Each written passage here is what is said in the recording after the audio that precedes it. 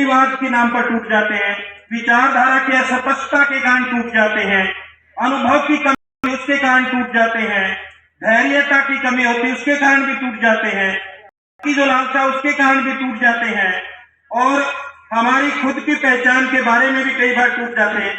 जो नियंत्रण है, पद प्रतिष्ठा, सम्मान और प्रेम प्यार, ईगो, इनके कारण भी हम लोग टूटते हैं। और ये मैं ये चाहूंगा हमारे संगठन के वरिष्ठ साथियों को भी ध्यान देना चाहिए। हमें भी मतलब इतना आवेश है हमारे अंदर, इतना गुस्सा है कि हम कार्यकर्ता को कार्यकर्ता नहीं समझते। एक कार्यकर्ता काम करता है और कई बार कार्यकर्ता की बेइज्जती की जाती है वरिष्ठ साथियों द्वारा।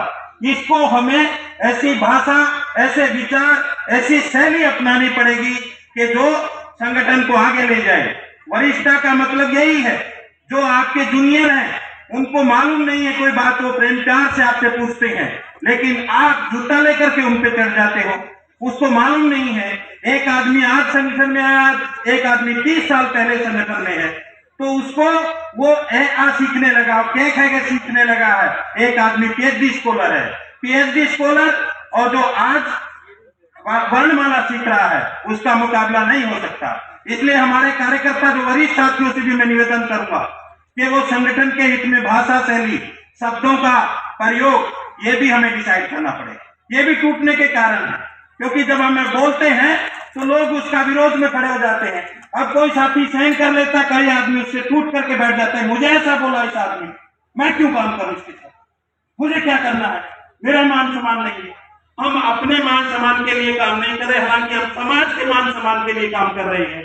तो साथियों, हमें समाज के मान सम्मान के लिए, जब बाबा साहब अपनी जान की बाजी लगा दो, हम इस जान की लगाने के लिए तैयार हैं, तो इस जान की बाजी के लिए तैयार हैं, तो हमें अपने साथियों पर विश्वास चाहिए, उनके ऊपर काबिलियत के ऊपर विश्वास होना चाहिए, उनके साथ लेकर के आगे बढ़ना चाहिए। तो साथियों, आज मैं, क्योंकि इस पर कल कुछ बातें रखेंगे, मैं कुछ बातें साथियों की आई उनके बाद इसका मतलब समापन करूंगा।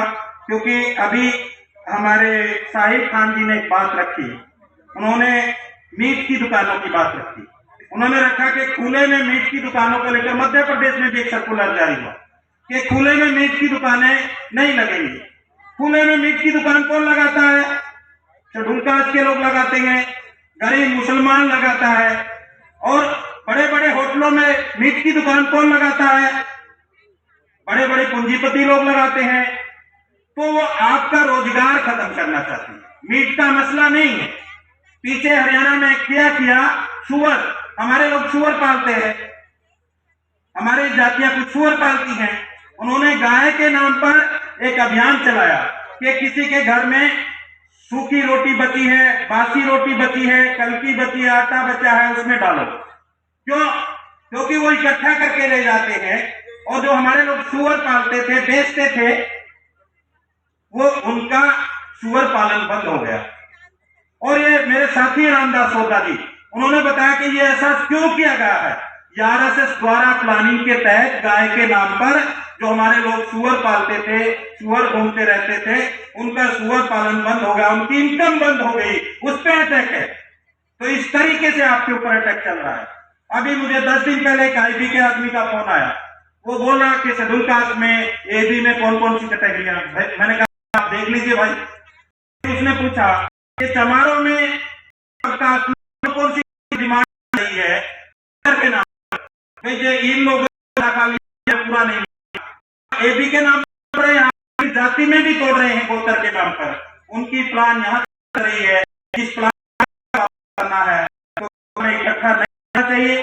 अगर इकट्ठा होना है तो दो तरीके हो सकते हैं, तरीके कैसे इस्तेमाल करें, उनको कैसे तक पहुंचे, और कौन सी भाषा इस्तेमाल करें कि हमसे मिलने वाला साथी प्रेम प्यार से बोले, उस भाषा को समझे, हमारे साथ मित्रता का व्यवहार करे, शालीनता का व्यवहार करे, हम भी शालीनता सभ्यता का व्यवहार करें, और ये आंदोलन हम ज्यादा लोगों तक पहुंचा सके।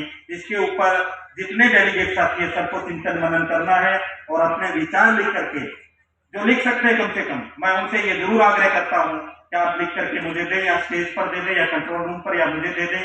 उसका हम एक देखेंगे उसमें कौन कौन सी चीजें हैं। जैसे 4 बिंदु हमने डिसाइड किए इकट्ठा होने के, और क्या बिंदु हो सकते हैं, उन बिंदुओं पर हम चर्चा करेंगे।